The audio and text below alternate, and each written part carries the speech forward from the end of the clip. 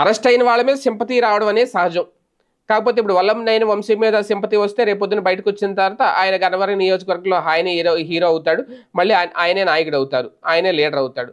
కానీ పోసాని విషయంలో ఏం జరుగుద్ది? పోసాన్ని అరెస్ట్ చేశారు. పోసాని ఏం మాట్లాడుతున్నాడు ఏంటి ఆ రాసే విధానం చూస్తుంటే ఆయన మొత్తం నేనేదో తప్పు చేశాను, తప్పు ఒప్పుకున్నాను అన్నట్టుగానే ఉంది అక్కడ. అంతే తప్ప కంప్లీట్‌గా వెర్షన్ డిఫరెన్స్‌గా ఉంది. ఏది వల్లంనేని వంశీకిని అలాగే పోసాని దీని.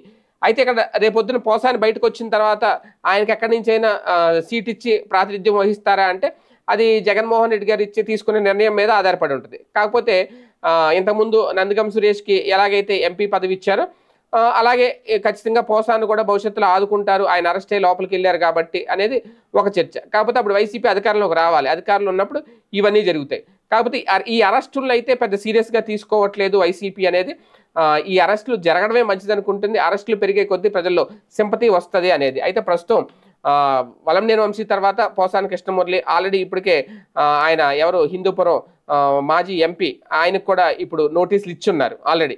రేపు విచారణకు హాజరు కమ్మన్నారు. ఎవరు గోరంట్ల మాధవ్‌కి. ఆయన కూడా అరెస్ట్ చేస్తారా? అదుపులోకి తీసుకుంటారా విచారణ అనంతరం అనేది ఒక చర్చ.